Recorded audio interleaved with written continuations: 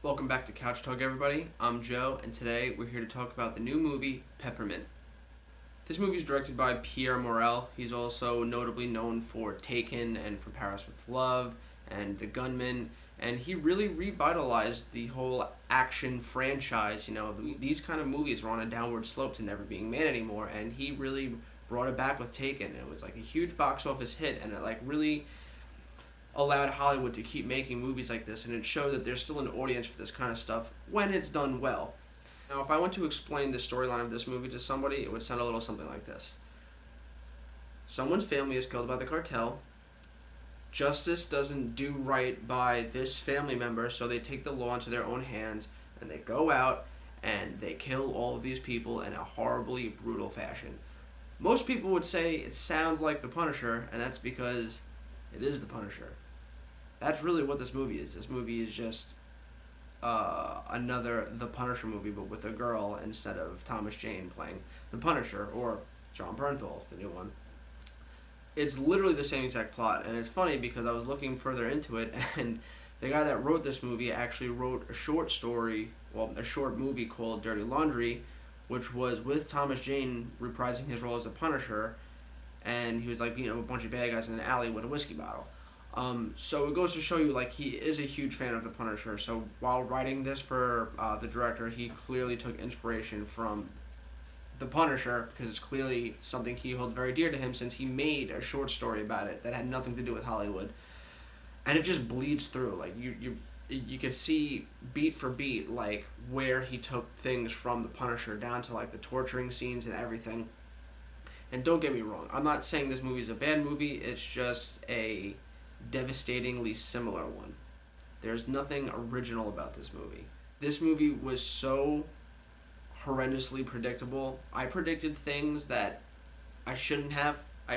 My girlfriend, who hasn't even seen The Punisher, was able to predict things that were going on. I'm not going to spoil anything, but there was a scene in here where a certain somebody throws a gun into a shopping cart. And I swear to God, I said to myself, I know exactly how that's going to be used. And lo and behold, scenes and scenes and scenes later, that came back again, and it was in the exact manner that I predicted it to happen. To a T, everything I predicted, even the moles in this movie, I knew who the moles were. It's like they wanted to make an action movie with a strong female lead, but they didn't have a story. So they went and opened the book of Action Movies 101, and, page 1, line 1 is revenge story. It wasn't anything unique, and I'm not against seeing a strong female lead in a role like this. If anything, I want more of it. We don't have enough, and I know people are saying, oh, we're getting Captain Marvel and Wonder Woman, and it's yeah, but bullshit. Those movies aren't these awesome, gritty roles. It's one thing to punch a bad guy as a superhero, but I want to see some David Ayer, Training Day, End of Watch, female leads. And you kind of get that with this, with Jennifer Gardner.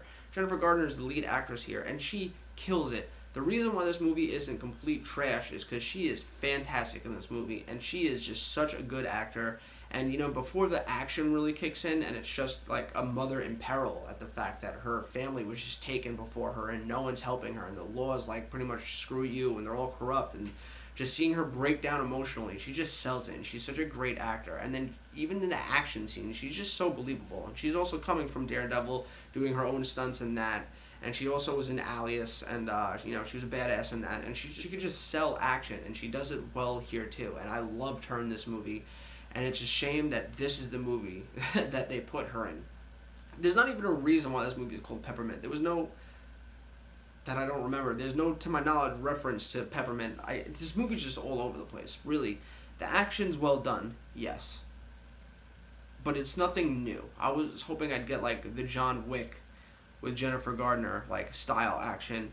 And you know what? Especially since this is from the director that did Taken, I thought the action in that movie was amazing. And in this, it's just meh. It's it's almost like someone, gave him, a lot of money to make the movie, but he didn't want to make it, so his heart wasn't there, so he kind of just showed up and was alright, let's do this, and just didn't put any thought into the way he filmed things. And there were some cool action set pieces. There's one really good one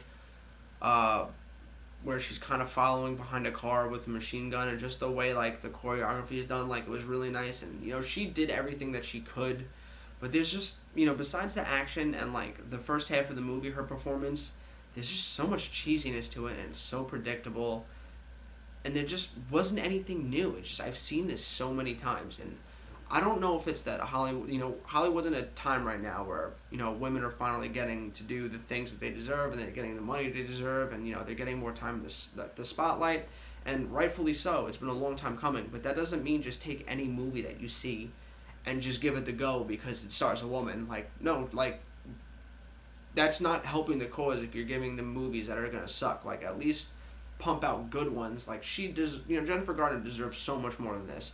And not just her, but John Ortiz is in this. He's from Silver Lining Playbooks and American Gangster, and most recently A Dog's Purpose as like the cop character. He's a great actor, and he gets thrown in this and doesn't really get much to do, and he was really just a waste of a character. As well as John Gallagher Jr., which I haven't seen him in a lot, but I did see him in 10 Cloverfield Lane, and I thought he was great in that, and he was super underutilized in this too. And they had like all these great actors in it, and just completely underutilized all of them. But I get it. You want to, make it mostly revolve around Jennifer Garner. And again, she was fantastic, but her performance alone isn't enough to make me say that this movie's good. Now, do I think it's worth going to see in a theater? God, I want so badly to say yes because, like I said, I want to see more roles like A Training Day with, like, a woman in it, like, just gritty roles.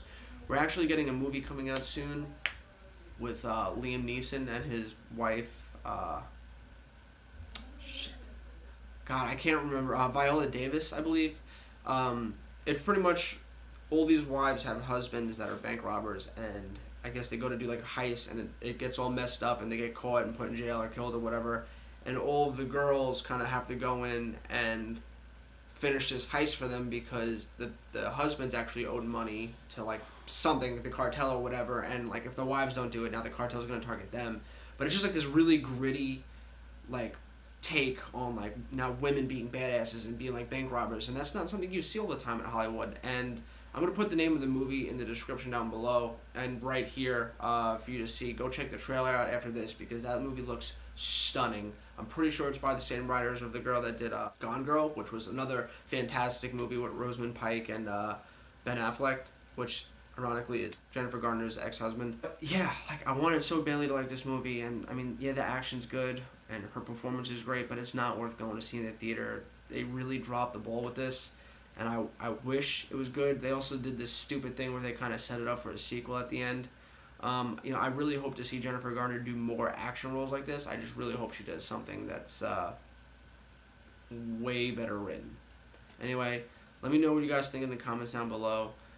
Do you want to see this movie? Has my opinion changed your mind at all? And if you've seen it, let me know what you think. Anyway, as always, I'll catch you next time.